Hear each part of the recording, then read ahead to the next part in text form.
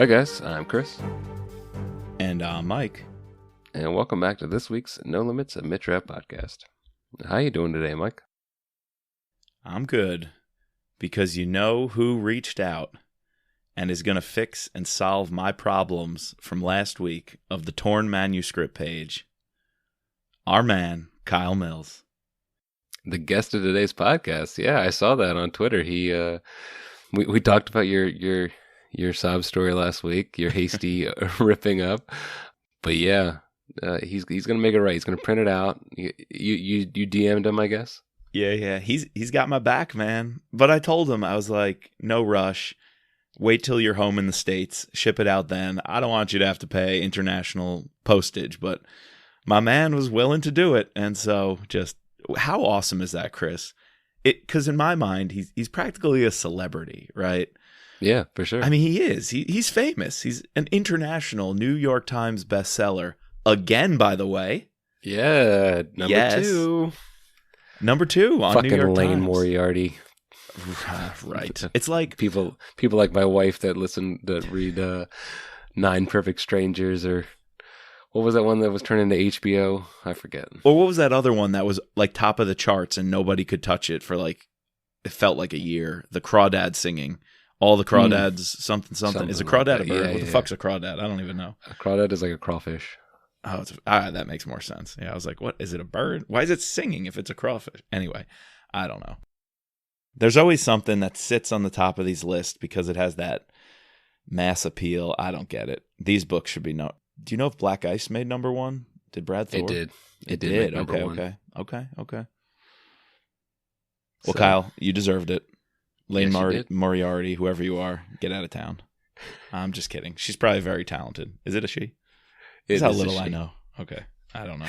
Anyways, congrats, Kyle, on hitting the number 2 New York Times bestseller list. And thank you again for coming on today's podcast. But before we get to that, we do have one thing to do.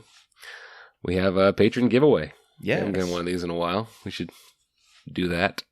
Right. I think, by my count, everybody has gotten something. All of our patrons, whether it was one of our signed Vince Flynn books, we did some random thriller giveaways, we had a t-shirt, a DVD drop of the American Assassin movie. So I think for today, let's give away another t-shirt. What do you say? Midrap Pod t-shirt. Sounds good to me. And since I think everybody won, any patrons listening, if you did not win something, please reach out to us so we could set the record straight. I think I'm going to put all their names back on the magic wheel. Sounds good to me.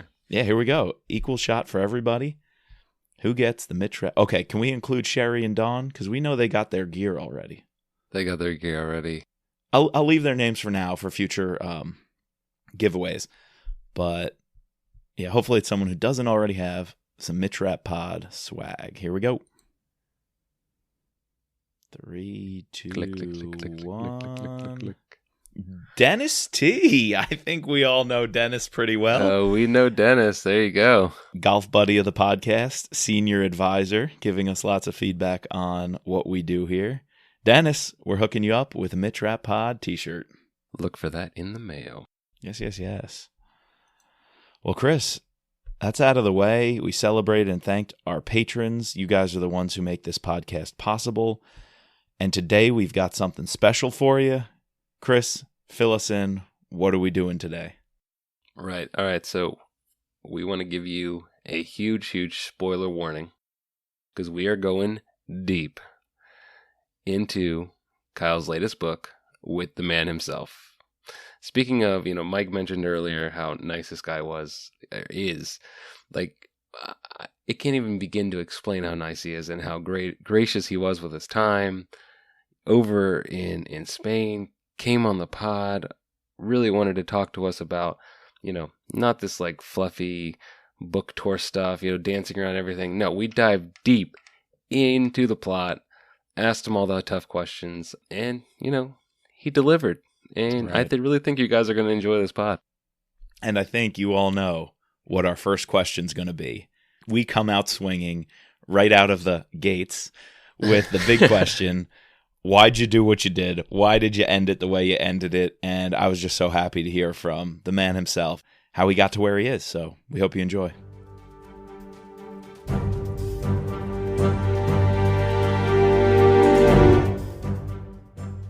All right, guys, today we welcome from Spain, the man of the hour, I should say the man of the month since your book release. Welcome, Kyle Mills. Yeah, thanks for having me again. Always a pleasure to have you on the pod. I think this is our third interview with you. You've been very gracious with your time. Obviously, our podcast is built off of you and what Vince created. So without you, we wouldn't be here. So thank you for that. And thank you for talking to us today. Yes. My pleasure. But yeah, how was, I guess just start out by saying, how did your everything go? I listened to a couple of your virtual book tour things. How was publication day? It was good. Yeah, it was good. People seemed to really like the book.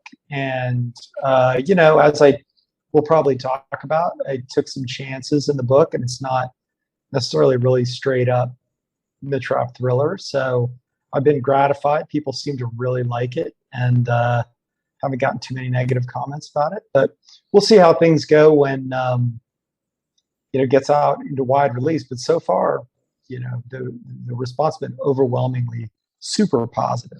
So really happy about that. You never know. Yeah, I know at least within like our, we're pretty in tune with the hardcore, especially everyone who was an ambassador, and everyone was saying that they thought it was amazing. So kudos to you. Good. Glad, happy to hear. You even got the book cover posted on the Alhambra and a couple other major locations. Were you the Photoshop artist, or did you that source was that my out? wife. No, that was my wife. She came up with that idea. It was because we were walking by the Alhambra and it was all lit up, and she said, "That would look amazing if the lights had your book cover on it." So, and then it just went from there to elephants and Red Square and whatever else she dreamed of. That was pretty funny. Yeah, you're having a rip of a publication day on social media. Seemed like a good time. Yes, it was perfect. And it's always fun, pub day is always fun, particularly with the ambassador program, because people have read it and can make comments about it. You don't have to wait. So you have some sense of what's going to happen on pub day with the people that then get hold of it. Right. Yeah, I could tell. Speaking of ambassadors, when Brian Costello was talking to you on the book tour, he was kind of chomping at the bit to dig in and get some spoilers, but they couldn't do it, right? It was a few days before publication. Yeah. So we're very grateful that you agreed to come on the show a few weeks out after publication and release date. And we are going to ask you those tough questions. And we do want to hear from you what was going on when you wrote some of these scenes. And so, spoiler warning, anybody, we gave you a spoiler warning at the top. We're going to give you another one now, because my next question is a bombshell. Kyle, tell us about Mike Nash. How did you end up here? What was the process like? And how early in your mind did you know Mike Nash was the mole? It was kind of always the plan. So the original plan for this book and the next 3 books was that this was going to be a 3-book arc about the fall of America's democracy. And that's what I wrote. The first draft of it was very much about the fall of America's democracy. And then the Capitol insurrection happened. There was all the talk of voter fraud. And it seemed like it was just cutting a little too close to what was happening in the United States at the time. And I didn't know if people would be inspired to read it, or if it would come off as depressing. Mm-hmm. So I retooled it to be what it is now, a little bit more focused on Mitch, quite a bit shorter, actually. I had to cut like 10 chapters out of it. So that was always planned because it was twofold, really. First of all, I wanted to sort of symbolize a little bit, as long as it might sound a little pompous, but what's going on in the United States and the breaking apart of families and friendships over politics. And second, I wanted to do something as kind of Mitch moves into a new phase of his life with a president who doesn't like him, not quite sure what his role is going to be going forward. Something to happen to him that cut pretty deep. And, he's been injured and shot, blown up, and all that stuff, and it doesn't bother him too much. But this did. So, and it's as I write the next book, which starts, I would say right after where this book starts, but it's not true. It's actually before. The first chapter of the next book is the last chapter. Mm. So I thought that would accomplish all that. And I can't remember which of you guys was a big Mike Nash fan. Me. Sorry about that. No, it's funny you said that because I literally, I saw Mike on Friday and I hadn't read it. He had read it. And then, I don't know, I just went on a tear and I finished it. And then on Sunday, I texted him. I was like, no, Mike Nash? Like, really? Mike Nash? And my initial reaction was kind of like, I was like, I hate this. I hate it. But then, like, I came to appreciate it reading it again and listening to it again. And it makes sense. And especially it makes sense because we're doing The Survivor, your first book. There's been these seeds and, foreshadowing of this content between Mitch and Mike Nash. And you can, if you go through and actually see it, it does kind of make sense. So, and Irene too. Irene and Nash were at loggerheads in The Last Man and a few other ones. Yeah. I mean, and I liked the Mike Nash character and I didn't really want to portray him in that last scene, the kind of like, it's a little bit of a monologue-y scene, but to come off as unreasonable, or like really the bad guy, because like they were on opposing sides, but the hope is that you think, well, Mike Nash had a couple of valid points there. But I find it's really interesting the reactions people have to that because it goes, it's telling about who you are as a reader, I think. Because I've had people that are just like, such a horrible betrayal, and you should have shot him in the face and tortured him to death and all this stuff. And other people who are more on the other side of, well, he was kind of between a rock and a hard place, which is sort of where I wanted to put him. In my mind, that's where it was. Is there a reason that we haven't really seen him since The Survivor? Like, were you purposefully, sort of putting him out there? I mean, he kind of comes in and out, but like he's mentioned, and there are some minor scenes with him for sure. I never really figured out where Mike Nash fit in the rap verse because he kind of always came off to me as Mitch Rapp light. Right. And I never knew exactly what Vince's intent with him because, there's a book. And I'm sorry, I don't remember these books because I think of it as all as one long story, and I can't remember where one starts and the other stops. Sure. But there's one that's really focused on him. Extreme Measures, probably. Extreme Measures, yeah. Yeah. And which was like two books kind of combined with Separation of Power or something. And so, and I always wondered, was he trying to replace Rapp at that point, like testing the waters? And Mike was a little more like Vince. He had the family and all this stuff. So I always wondered if maybe he felt like he'd written Rapp for a while and didn't really realize, that character had grown well beyond anybody's ability to, shift him out. So that was an interesting book because of its really intense focus on Mike. So, yeah, I haven't used him that much because I think he echoed Mitch a little bit. And it just didn't seem necessary. I felt like the dynamic between him and Scott, because Scott's such a different personality, was more interesting. If you think about the people Mitch, like the main characters Mitch hangs around, it's Irene who's really different than him, and Scott who's really different than him. So they're interesting to play off each other. Oh, that makes sense. I think you're spot on that Scott is so different than Mitch that he would be a little easier to develop and write, where Mike Nash's future is a little harder to delineate what it could have been or would have been, being so similar to Rapp. But we just covered The Survivor, and, hearkening back or looking at these seeds of what was to come for Nash's future, there was a real interesting conversation you wrote where Irene picks him to be her successor in the event the president accepts her resignation and asks her to resign. And I think that put in a lot of readers' minds the possibility of Nash in power in the future, whether it's the director seat, whether it's in politics, now that he has this public persona. Did you ever in your mind consider playing out that route? And my other question in addition to that is, the route you did take for Nash, would you consider him a traitor to the country, to his friends? I can't grapple in my mind because I'm trying to think about his final speech, his monologue up in the mountains. And I don't think he was a traitor to the country, but he was a traitor to his friends. You gave me a lot to think about. So I want to hear your take on that question. Oh, good. So the first part of that question, did I ever think of him as ever replacing Irene? No. Going into politics, though, maybe.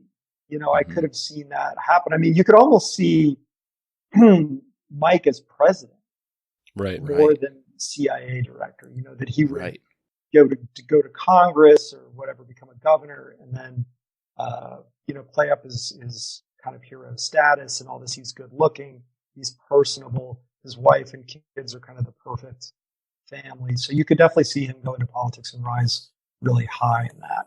But to replace Irene, no, not really. Okay. Other than in the context that it was happening here, obviously fairly short-lived. Did I see Mike Nash as a traitor? No. Though, like I said, some people, in fact, the guy who's my gun consultant is a good friend of mine, wrote this really long dissertation to me about what a scumbag he was, and he couldn't believe that, Mitch didn't torture him to death. And I saw it differently. I mean, what I saw was, Mike Nash works for the president, not for Irene, not for Mitch. Right. The president was duly elected by the American people. The fact that he's a scumbag has no bearing on that. And in the end, they were making enemies with the president. The president's extremely dangerous, and he saw a way out. Right. Like he could help them get out, particularly like Irene. It's like, you don't need a war with the president. None of you do. And from my position as director, I can protect you. She has no reason to go after you against my wishes if I'm in this situation and I'm helping him and he's happy. Mitch, as he points out, is a little bit the shit sandwich that no one can swallow. And, that was sort of his position in that. But I think I see him as being a guy who slowly got backed into a corner, and that there was and that at that level at the agency, if you talk to CIA people, particularly high level CIA people, everything's gray. They don't deal in good and evil. Everything's just a little. It's not very satisfying. Only the Sith deal in. Yeah. In absolutes. And so that is what I was going for. Now, again, that was a big change. I mean, that's a little bit more the style I wrote in to some extent than Vince did. Vince, because he lived also during the, really the Islamic terrorism period, it's very easy to say there's good versus evil. Pretty clearly there's good versus evil. So that's true. Right. But as we kind of maybe move into a new era of threats, the good and evil becomes a little harder it gets a little frayed at the edges, Right. So I want to follow up on something you said about cutting chapters. And so you said it was sort of too close to home. Had you wrote that before these events had happened? Yeah. I think I had finished maybe the first draft when all that happened. So again, this is 3 for 3. You're a Nostradamus. But are those 10 chapters? Are there something we're going to see? Is it going to be in the next book, or they're just gone? I think they're just gone. It was a lot of setup. Like, for instance, there's like this big background between the Cooks and Ward. Back when the Cooks were governor of California, and he was a tech guy, and so they had a long relationship. And so it was very much a setup for this idea that the Cooks had a son who played very heavily in it because he could take over after their 16 years and all this. So it was very much a setup for a question that I find fascinating that seems much more realistic than it used to. Would like, could American democracy fall? And if so, how would you do it? And I love stuff like that. It's just like the crime of the century, right? How realistically would we do that if you were a president or whatever? And so that's what I was interested in exploring, but it was already hard. It maybe wasn't fully the right path to take with the rap series. And that was something Vince's agent and editor and I talked about. But it seemed like it was going to work, and then it was sort of like on the edge. It was kind of already on the lunatic fringe, I thought, and then January 6th January happened, 6th. and then it was just like that. Just shoved it like Ned's like 250 yards over the edge. So it just wouldn't have been smart, I think. It made sense when I heard you talk about those missing chapters, if you will, because the Cooks are such a wonderful setup for what could happen to the American presidency and American democracy. And I knew there was more there. Just the way Catherine Cook is so cunning, but then she defaults to an investment. And like, we don't want to lose our $26 million. I'm like, oh, I could tell they are much more dark and sinister than wanting to protect their own hide and their money. And I think that's going to play out a bit more in the second book, knowing they're still in power. They have this 16-plus year plan, which I thought was fascinating. The fact that you put a power couple in Washington thinking long-term. I mean, when you look at geopolitics, a big criticism of American democracy is its short-term thinking. And the Chinese, the Russians, they're thinking in centuries. And I feel like the Cooks is a hint at what would America look like if it started thinking more long-term and had an autocrat thinking kind of like a Putin does in how they get a handle on power. So what's in store for the Cooks? Like I said, it kind of ends. The next book begins with the Nash scene. Yeah. But I've rewritten it from Mitch's point of view. Wow. And there's some stuff in it that's mentioned, like them having to pull themselves out of the mud and stuff that's actually now in that. Right. On the car ride, right? Yeah. So you're seeing that whole scene again. So all the dialogue's exactly the same and everything, but instead of the internal monologue coming from Mike, it's coming from Mitch. And so it starts like right away. And then, he goes back to Virginia, just exactly what you saw. And then it starts from kind of, well, you have that as a prologue. And then it sort of starts because he says at the end of this, do you want to have a drink? And he's got to go to his house. Starts kind with of Irene. Him and Irene at the house. Yeah. But, they're in bad shape. I mean, Mitch is in bad shape if you think about it. I mean, the Cooks are going to think he murdered, and probably tortured Mike Nash, knows all their plans and all this stuff. So they're pretty threatened. And Mitch is too, because, he's a tough guy, but now he's got the whole, not just probably the United States against him, but, pretty every intelligence agency in the free world that wants to stay in good stead with the president of the United States. So it starts off as with him in a pretty precarious position. Yeah. I guess to follow up on that, it's the Nicholas Ward character. I really enjoyed him, and I wanted to know what your inspiration for bringing this guy in, the world's first trillionaire. Where did he come from? I mean, more kind of the original premise of this book, which not only was the fall of American democracy, but it also related to kind of a rising international ruling class. And because I think that's what we're seeing in the world right now, in which that's one of the things I think that's the threats in the world now are coming from so many different directions, including internally to the United States, that it's hard to it's hard to keep track of them all. But one of them, to me, is you've almost got this rise in these extremely wealthy people who are very tied to the political class, and it cuts across countries as well. So I'm in, and maybe I see this more that a lot of people, and I'm sort of inspired by this. So strangely, I moved 30 years ago as a climbing bum to Jackson Hole, Wyoming, which was kind of a ski resort town. And it's now become the wealthiest county in America. The Really? Oh, level of wow. wealth there is like crazy. Um, and I used to hang around Arabs in London, like, and it's even crazy compared to them. So, um, and they can kind of do whatever they want. Like, I mean, I'm not to name names, but some have been, caught in heinous crimes, and it seems like, geez, something that's you're like, well, that guy's going away for 30 years, and all of a sudden, like 3 weeks later, it's they're back out on the street. It's covered up. So, yeah, I mean, it's really it's a significant thing people should be thinking about. And then, of course, then it cuts across lines. I mean, a lot of these people, I mean, not to make myself sound sinister, but here I am with some of them in Spain.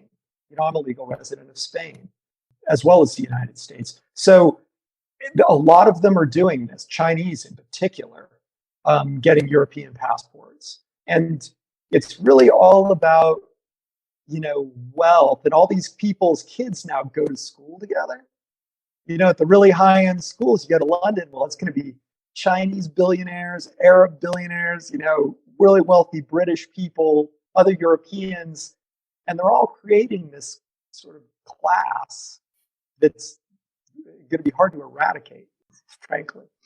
So that was part of it. I was really interested in somebody being very, very wealthy. This is the world's first trillionaire, so he's 4 times as wealthy as Jeff Bezos, but who wants to do good. He's tired of making money. He's obviously succeeded in that, and he has all these plans. And Mitch is to some extent like a bad. He's like the devil over his shoulder, because he's like, you have no idea how much power you have. It's just a failure of imagination.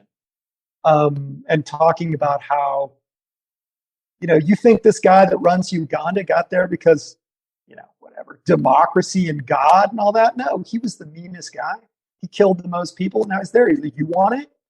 I'll just take out 10, 20,000 of them, and we'll shove you right in his office, and it's just as valid as the way he got it.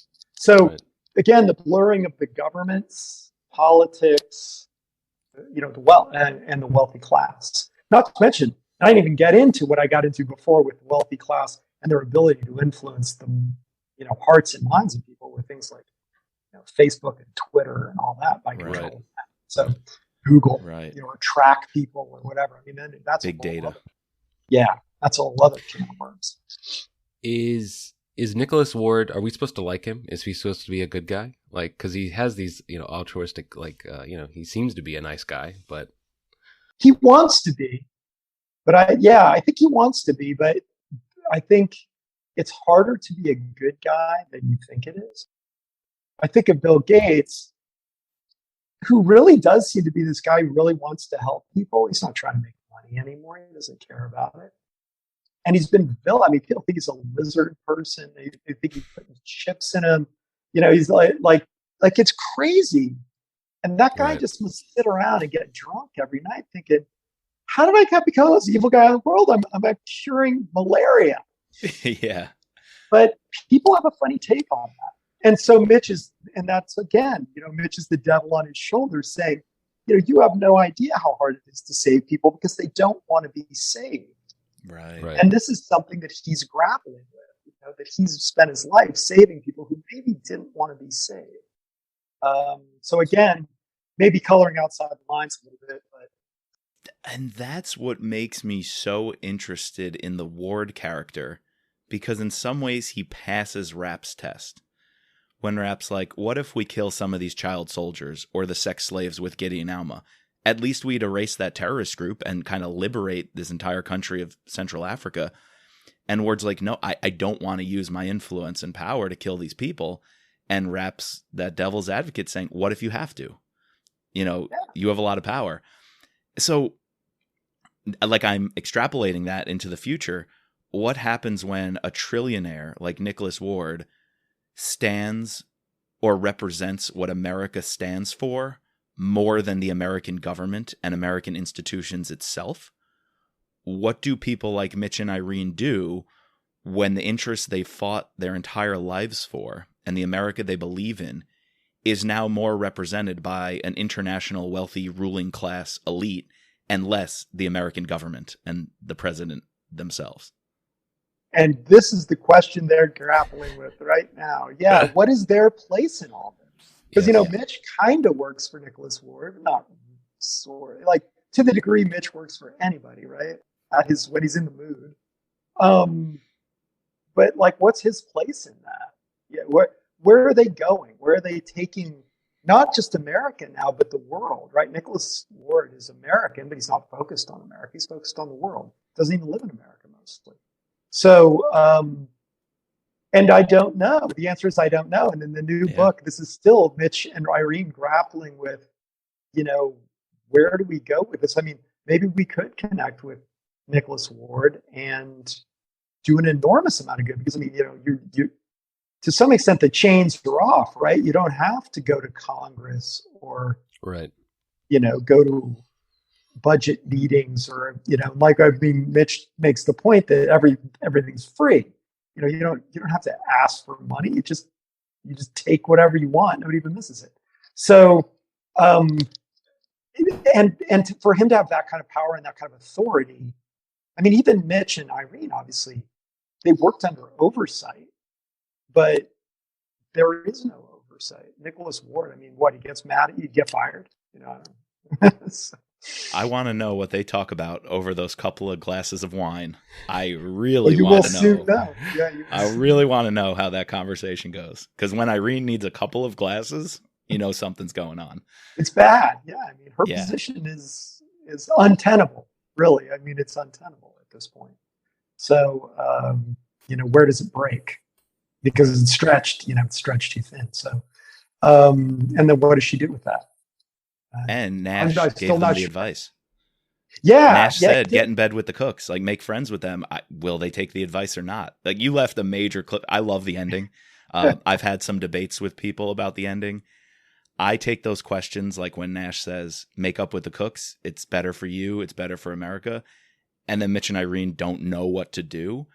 That ending to me is just fantastic. And I won't stop thinking about it for a year. So good. That was the goal. And I would say the only thing I've really I've gotten dinged on a couple of things. I just emailed a guy back who's furious at me about Mike Nash. So I've gotten a few of those, but also I think that people felt like maybe it didn't end as like it wasn't completely tied up at the end. But I mean, all the plot points were tied up. It just like their lives. It's a 3-book arc, up. right? So yeah, and Vince did this, right? So it's not actually something that's not my thing. I never did it. It's so true. It works for the style of the series that you would not have, whatever. We will defeat the cooks, or we will, get in bed with the cooks. Like that's. I really didn't want to do that. And what you said is exactly what I was shooting for. I want people to be thinking about this. Not necessarily what's Mitch going to do, but like the questions that were asked. Like, what would you do? Right. I don't want people to lose the forest for the trees because I feel people for a short term are going to get caught up in what they wanted for Nash or what they thought about what Nash deserved. And to be honest, that's almost a subplot for being a super major twist at the end. It's a subplot in the grander scheme of what does it mean for the future of America and the future of Mitch and Irene. And I hope, don't read the YouTube comments, right? Like that's number one rule. Don't respond to the YouTube comments. But I think all of those people, once it settles and they're on a second or a third read, like I've done, I think they're going to have a lot to chew on. And I think it's a major success regardless of people's first reactions.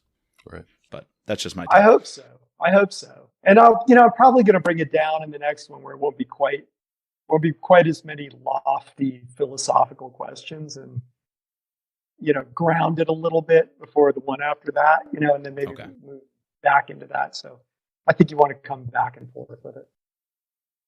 I wanted to ask you, do you ever think about if like a new reader to pick up this book for the first time, or do you write it solely for people? I mean, I kind of know your answer, but how much thought actually goes into that, whether like this is the first copy they're picking up or, they've, like us, you've been there since the beginning? That's a tough question. Yeah. It really, so when I wrote a series character, I only wrote like 4 books about a series character. And one of the reasons I dropped it is for that exact reason, that I felt like it would, like enough, if I'd written another book, there was so much universe behind it. I almost felt like I had to spend first 200 pages telling you who this guy was, why he'd done what he'd done, what, whose friends were, all this stuff. This, with Vince's, I felt that I could broad stroke it a lot more. One, because he did, so it would have been stylistically consistent. But also because so many people have read the books. I mean, his attitude seemed to be like, well, if you don't know who these characters are, you should go back and read the whole series.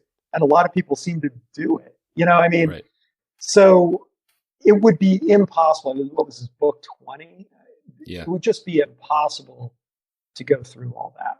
So I try to broad stroke it a little bit at the beginning in case somebody was just picking it up. But I do think it would not. I mean, certainly these books are written to be amazing if you've read the whole series, and really, really good if you haven't. So like, I feel like this is, I mean, any book I've written, any book Vince wrote toward the end is a really good standalone thriller, hopefully, but it's a really amazing series thriller. If you get all those Easter eggs and you understand the relationships between these people that keep getting richer, and you understand where Mitch started when he was in college and now how he's gotten here and his wife died and how she died. And just his complicated relationship with Claudia Gould, like you could never explain that. So I just don't, Exactly. And the second thing I had was, so you I wanted to get your opinion on why you chose to do this. There's a couple times where you mention coronavirus or a pandemic. And I wanted to know, I feel like people are either, they don't want to introduce this into their writing at all because of the state we're in, or, they go the opposite way where they're just making well, you already did that. So you already had a book 2 years ago that fully focused on that. But, I guess, why did you choose to mention some of those things and talk about pandemic during this time? And were you comfortable, in your position in doing that? Or like, was there any thought into why you put those, few references there? Yeah. So for me, the rap verse is definitely an alternate universe. And so my references to that go back to Lethal Agent. Okay. So the coronavirus that related to Lethal Agent, and not the coronavirus not COVID, which does not exist in the rappers. You could have gone either way with that. It's funny. I have a scene in the book I'm writing now where somebody has to go into a hospital and doesn't want to be identified, and they wear a mask. And I thought, it doesn't exist. Coronavirus doesn't exist, but now it's so common. I think people will just like take it as rote. Somebody might walk in with a mask and nobody would think about it, even though it doesn't really exist in the rap verse. It's kind of a fine line. But yeah, everything I comment on relating to that, I see as being related to what he went through in Lethal Agent. And he actually, as we recall, got it. Right. He almost died. Right. Yeah. Yeah, I liked your connection with David Chisholm, connecting him, making friends with Doctor. I'm blanking on her name. Serena Miller. Right? Oh, right. Yeah, from Lethal Agent. Right. Yeah. Yeah, because it made sense that they would know each other. Right. They were in the same business at the very high end. And then it made sense where I think the first coronavirus mention I might have made maybe was because I did some mountain bike racing too, that after you had an illness like that, Mitch would be thinking, can I ever come back? Like, will my lungs still function? So it didn't really seem realistic for him to start thinking he was going to try to get back to biking at like a pro level, like a low pro level, without him thinking about, have I done enough damage that this will no longer be possible?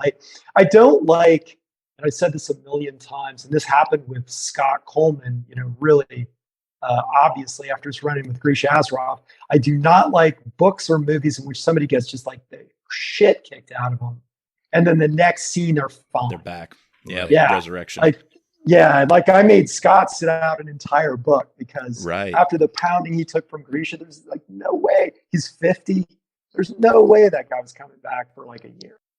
Well, you consciously here talk about Mitch's diet and exercise routine and how he has been on path to get back. And he doesn't even feel tip-top shape as a triathlete, or as a cyclist. And that opens the door for him to slow down his bike rides to join someone else, a younger character who has a new bike. And so I think it fits with Mitch taking on more of this family role, as we know is kind of a priority in your recent books, with his age and with his health concerns. It's kind of all blending together to create this next phase for Mitch. There was the Vince Flynn phase, top of his game. There was the in-between phase where he was questioning things. And now I feel like Mitch has to hit a critical mass with all of the cooks, the events of this book, getting sick from the coronavirus, and now Anna getting older and really relying on him, and Claudia hoping to have more of him in South Africa. Is this like the third stage, if you will? Where's Mitch in a midlife crisis? Is he at the midlife crisis? Is he past the point? Where is he? Oh man, this is like the worst midlife crisis ever. The president wants me dead. He buys a new bike, right? There it is. That's like buying the new car. Exactly. Yeah, $12,000 bike. Mm-hmm. Yeah, I mean, I think you echoed exactly what I think. You had. I mean, I think there are some pretty clear phases. Like I said, I see the whole thing as like one long book, but you've got the pretty clear phases. You've got Mitch Young, American Assassin, Kill Shot. You've got you kind of got the lost years, right? Then you've got the like you said, kind of the top of his game sort of period. The period after I took over, when things had gotten pretty dark for him, and he starts to question his place in the world a little bit. And then I see this as him entering kind of another phase of, you've got a president that doesn't like you. I mean, what are you going to do about that? But even once that's resolved, that still leaves a lot of questions about the future. Do you get in bed with Nicholas Ward, try to save the world that way? What does Irene do? And do you still stay connected with her, working together? Scott has his business and he's going gangbusters. He can do, he can make a ton of money and do whatever he wants. So, do you join that? He becomes one of Scott's guys and they, travel around the world and do stuff like that. So, I mean, in a way, he's thinking, as I think about this, what's really happening is Mitch is thinking about this and kind of telling me what he's thinking. Like, where does he want to go in life? And then, as you say, he started to actually get comfortable, with his little rug rat, which freaked him out before, Right. Like, it was kind of, like I always pictured him like holding her up in front of him by the back of her shirt, like looking at her, and now he's starting to kind of be into it. I just started laughing. You had that line of the evil spirit of domestic life was knocking on his door when he thought about Amala having to sleep over. Yeah, exactly, right? Mitch a few years ago would have said, oh, hell no. Get him a hotel room and some pizza. Oh, shit. And then I was laughing with Scott dreaming about the tractors and Sonia from Total Power's hair blowing in the wind. I love it. I wanted to bring Sonia because, it's like Sonia disappeared. But he's dreaming about her. Yeah, I wanted to keep her because I thought she'd be kind of really interesting. That's funny. Interesting to keep for Scott. So maybe someday she'll come back. But yeah, that's a really different, it's just a different path. Suddenly you have a family and you're constantly having to think about that. Particularly, him, it causes him weakness. That's something that he's always feared. I mean, even in the Vince days was, clearly if you care about anything, it can be taken away from you or used against you. Right. So you're much better off just being this kind of lone wolf and someday you get killed and you get too slow or whatever, you make a mistake. But nobody can use anything against him. Well, he's come a long way since, we just read The Survivor again, and that scene where he goes back and sees Anna, and he talks about the Krenels and the Merlins of the castles. He's come a long way from that interaction to where he's at now with Anna. So yeah, and he keeps getting better. Like in the next one, he's figuring out a little more. So yeah, I mean, I like that side of him. Now, the one thing is, though, as a practical matter, and this is something I think this is why Vince blew Anna sky high, is that it's hard to keep a family involved in, a book about a guy like Mittrap. Sure. So that's why I picked Claudia. I thought she'd be a good fit for him, and she's involved in the business a little bit. So, you can bring her back and forth, but, it's hard to do the family thing if you're running across the desert of Afghanistan with, 50 people, you don't pick up, chasing you, you don't pick up the phone, Right. Talk about the fact that Anna's flunking out of math class. We, when we were talking about your first book, we came up with these, through the first part of the series, we had a lot of Flynnianisms, or we said things were very Flynnian. And so we had to obviously transition to, Kyleisms. And we came up with a few and wanted to know if we know you've mentioned on other podcasts that some things that make your books different. Obviously you give some sense of humor and to Mitch. But some of the things that we picked out is that we noticed that you like puzzles and riddles. Like that seems to be something that has popped up a couple times in your novels. From a plot standpoint, you mean? Or like literal? I think of like in this book, the caches that they leave in the woods. Oh, yeah. Okay, I understand. And then The Survivor had a few where Louis Gould reads the classifieds. And right. There's a job posting in the classifieds, and I think as we go through it, there were a few other examples of things like that. Yeah, I do like stuff like that. Yeah. A little bit of Dan Brown. Yeah. And you definitely seem to strive on writing these team operations, especially with a logistic person. And even before you had Claudia in there, you had this one character, I think her name was Maria. Maria Bowser, yeah. Yeah. You seem to write these team operation and can jump around between the characters really well. That was just different than what Vince did. You sort of write the action a little bit different than Vince. Not that they're worse, but I'm just saying it's just a Kyleism. That's what we picked up on. Logistics people do not get enough credit. Yeah, it's something that you're passionate about. So yeah, I mean it is. It kind of is, because you talk to like Spec Ops guys or people who are fighting, not just Spec Ops, but anybody who's fighting. And, logistics is so important. They never get their due. So, Mitch is great as long as he's got bullets. Right. And even Marcus Dumond flying the drones or making the 3D model. I mean, you've got Marcus in his ear sometimes also.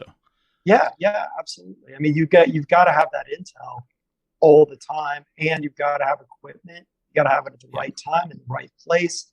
That's not easy to do. So I think that it's a little bit of what's, behind the curtain a little bit, which I find I'm always fascinated with things that, you don't see, but are there, or subcultures of people that are there, but you don't really know about.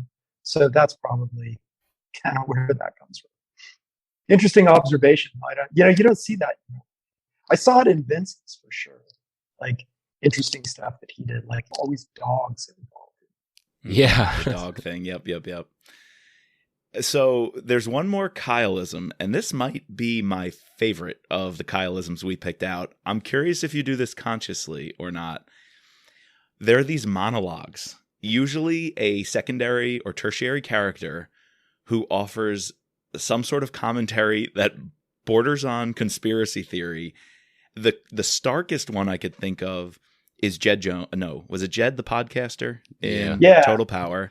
In this one, you definitely get Mike Nash, towards the end, spewing on about the future of America.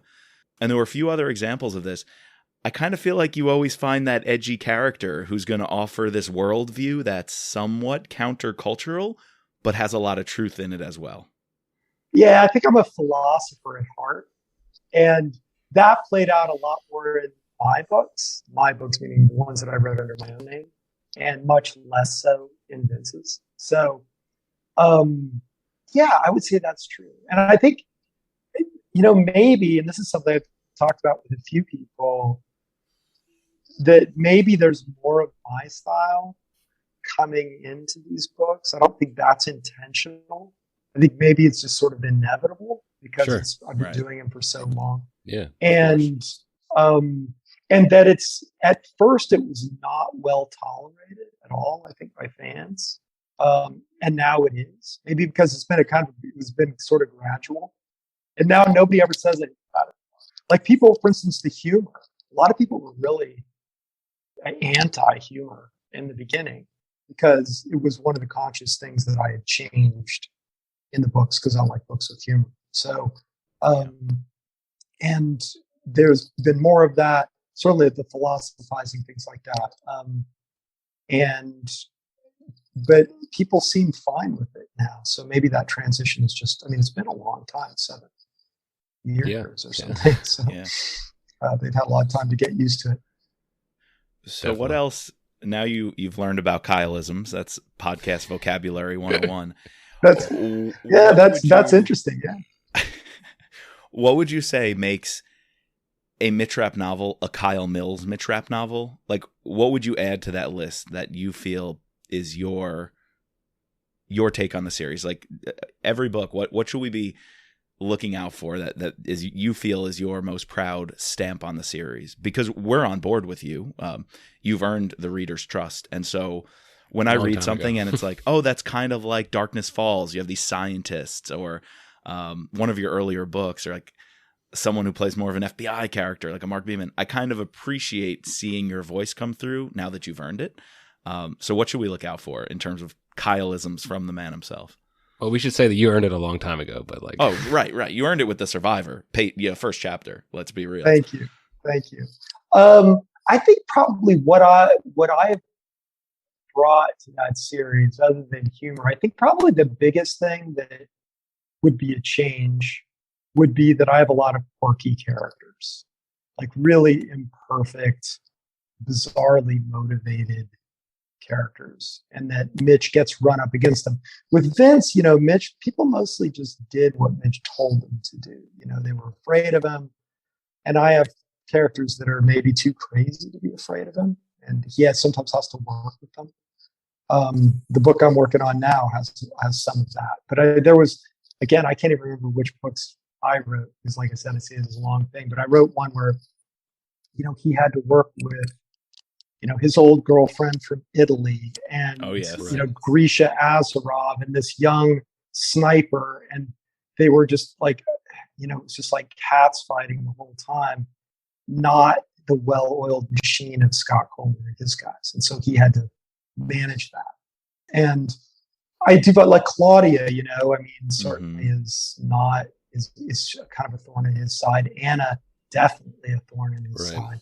So I like that. I like weird characters. I think they're fun to write and motivated to pitch up against, Vince's main characters.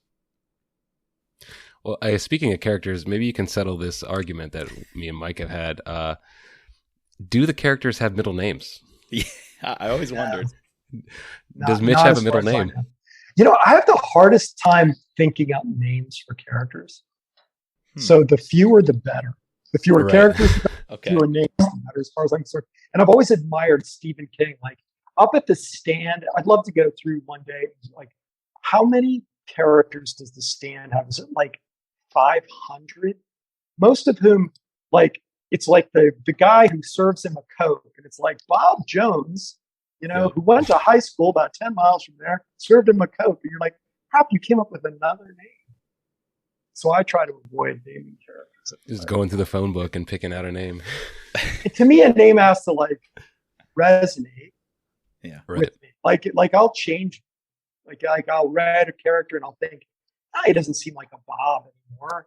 and they'll have to figure out what does he sound like. And then, of course, you got the problem that I think a lot of authors don't pay attention to, but maybe because of the way I read, I pay attention to, and that's that none of the names can seem the same because so that people don't confuse characters. Right. So then they can't start with the same letter, be the kind of, so I'm constantly, it's just a thorn in my side to do that. So I actually I changed it, but I once wrote a book in which every character was introduced in alphabetical order because I was just going through that was way back in the day. And then I thought I should leave this and see if anybody notices. Picks it out. No one can just pick that out. That's funny. I see. That's like a real deep cut Easter egg. If somebody we really dig into these books. I don't think we would have picked up on that one. No, over the top. There's one in which one it. I guess it would be this one that there's a direct quote, and someday I got to put it out I got to find it again, and I got to put it out on the internet and see if I can find it. There's a direct exchange from a movie. So it's a direct, like it's a conversation that's directly from a movie. Charlie Don't Surf? You used that at one point. No. This is a conversation, I think it's reasonably lengthy, like maybe 3 or 4 lines. That is dialogue from a movie that I love. Okay. And but I'm sometimes going to put it out but I thought it'd be fun for people to try to find it because you can't Google that. Right. And every time you have what did Mike Nash have for lunch and whatever, people just Google it. But this is what you can't Google. So with the Kindle version, you can Google a lot easier. Exactly, but it comes from a movie. There are some lines that come from a movie. You can't Google. That's funny. I think it was The Survivor. I believe, if I'm not mistaken, you had a line where Tommy is talking to Irene, and Charlie Don't Surf comes up from Apocalypse Now. Surf. Yeah, that's right. So maybe there's a Kyleism, these movie quotes you drop in. It was only the second one, and I can't remember what, but I wrote it, and I thought, that's almost the same as this movie that I love. I thought, I wonder if I could shoehorn that in there, so I did. So how do you work into the next movie, You Can't Handle the Truth? The next book.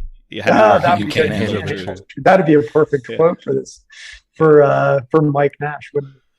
Maybe Anna's reading Harry Potter, and we get some. You never know. Speaking of the kids, though, because I mentioned Tommy and Anna, which of the children in the universe has the brightest future?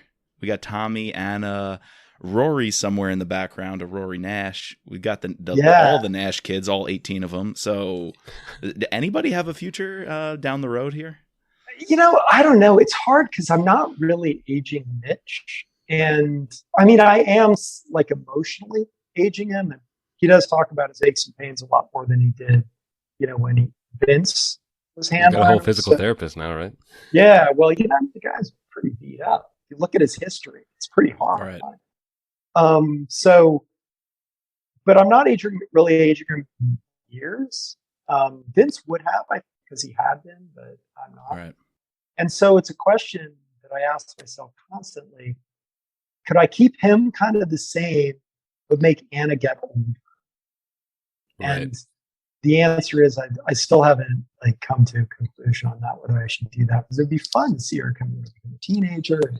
I think so. Who knows? Maybe go into the business. Who knows? Yeah. I just want to see Mitch rap with some boy that Anna wants to bring home. That'd be an interesting.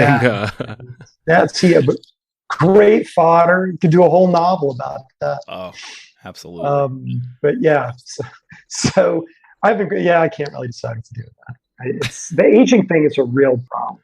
Yeah, I mean, sure. if it's your book, if it's Vince, doing him realistically, or Brad Thor, or whoever Silva, then they age and they become director or whatever, and things change. But I don't really feel like I'm in a position to do that. It's like you're a custodian. Yeah, exactly. Series. Yeah, exactly. Yeah. So I don't want to hand the next guy an 80-year-old Mitch Rapp. The next guy, don't say that. Yeah, don't say that. Don't talk that way.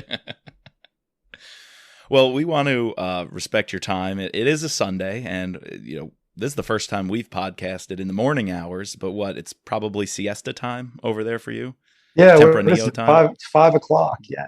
We're not Yeah, holding you it's up like from a La Liga match, are we? So Oh, yeah. If only I knew anything. I'm going to have to learn about that. I don't know.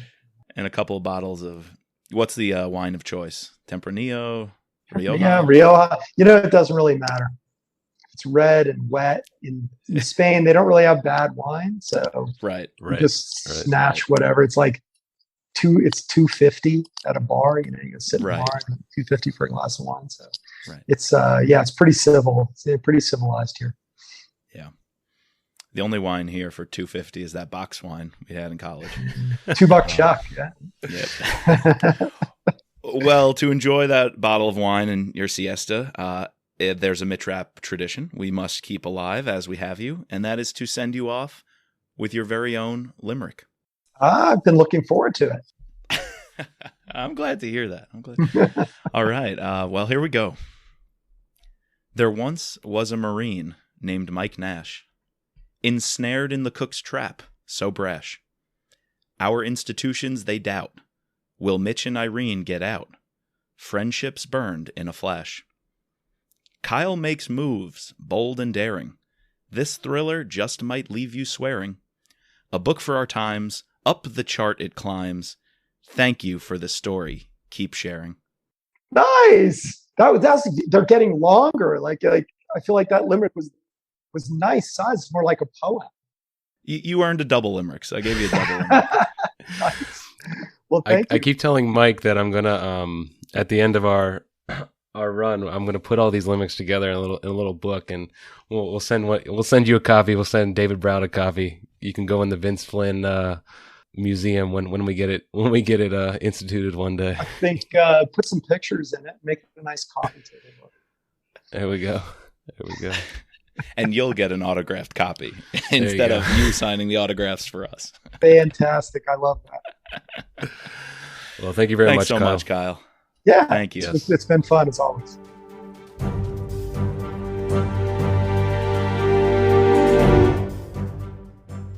All right. We hope you enjoyed that podcast. That was a doozy, Mike. What great insight into the book from the man himself. Right. I could have gone forever, but I was just like, did we just tell Kyle what makes a Kyle Mills book a Kyle Mills book? We kind of did. We lecturing him? We were lecturing him on what makes his book his style. Who the hell do we think we are? Yeah, two average random Joes just commenting on books. With my favorite book series, I got to talk to the author and break down what I thought makes his style unique. Like, that's incredible. Like, what other universe or fandom? It's like we're never going to have like Kevin Feige or any of these like Kathleen Kennedy or anybody in like Star Wars, MCU and all this and just like get to tell them, hey, you know what? I think you did in those episodes, in the latest trilogy, kind of like this, kind of didn't like that. That's amazing that Kyle's so open to the fans. All thriller writers, really. Yeah, I've definitely seen that in the community. People are willing to talk about their stuff. And I guess it's... people want to hear. He even said he is happy that you think of questions like that, and like these books that he writes. I feel like he gets some sense of purpose like that. We're engaging in this way, and you could imagine that like if I've even read things where like George R. R. Martin like sits down and people like give him their theories on like this and that, and he doesn't like to like corroborate, but he likes to like, just say, oh, that's interesting. Like, I think of it this way, not like, he doesn't just say, no, that's wrong. He's like, oh, whatever. Because it's a fan, it's a community. We're all in this together. And I like controversy. So yeah. I think what Kyle did here with Mike Nash is kind of controversial for some people, right? I know you have certain feelings on it. And I love that. Like, I think that is the hallmark of a good series. And I think when the status quo is kept for so long, like, have we had a major character die off? Especially in this way. So, to me, the controversy, if anybody has different opinions, is a good thing. And like Kyle explaining why he did what he did, I think makes the series more interesting in that it's open to that interpretation, and that the author had a vision, executed that vision, and we all now have to grapple with it. It makes me want the next book more of like, what's the fallout? What does Mitch do? Does he work for the Cooks? What does Kennedy do? Like, she obviously can't stay in the directorship. She has a good relationship with Nicholas Ward. Like, I'm really intrigued. What does an America look like where Rapp, Kennedy, and crew, and the vision for America that we, the readership, share with Kennedy and Rapp, is no longer being faithfully executed by the government and the office of the presidency? To me, that's just fascinating. Yeah, no, it's a good question, and hopefully, he said he's going to pick right back up with that signature chapter, but from the opposite point of view, and roll right into it. So can't wait. The year went by quick between Total Power and this one. Hoping really for another quick year. It really did. Yeah, it really did. It really did. Well, anyways, we are going to go deep into this book next week, starting with roughly, chapter 1 to 30. It's a short book. It is it's only 50 some chapters, right? Right. 52, 53. I'm looking at the hardcover. It might be one of the thinner hardcovers I can recall. Yeah, definitely. For sure. Definitely. And I could tell, because with the galley, it kind of was the same like galley as the Total Power. But as soon as I pulled up the audiobook, and I was just shocked to see like it was under 9 hours. It was like eight right. something, you know, like that, knowing that it was a little shorter. But I think we have 2 episodes worth of discussions around it. So part 1 and part 2. Yeah. And there is a clear demarcation of part 1 and part 2, particularly around Gideon Alma. So, right. Yeah. 2 episodes coming at you. Yeah. Can't wait. All right. Well, we said at the top, but I'll say it again. Thank you to our patrons, especially our special operator, Sherry F., our special agents, George, Matt, Dawn, Dennis, Peggy, Catherine, Ray, Bridget, Jeff, and Mark. Subscribe, rate, and review using your favorite podcasting platform. Find us at mitchrappod.com or on Twitter and Instagram at mitchrappod. And as always, just let Mitch be Mitch.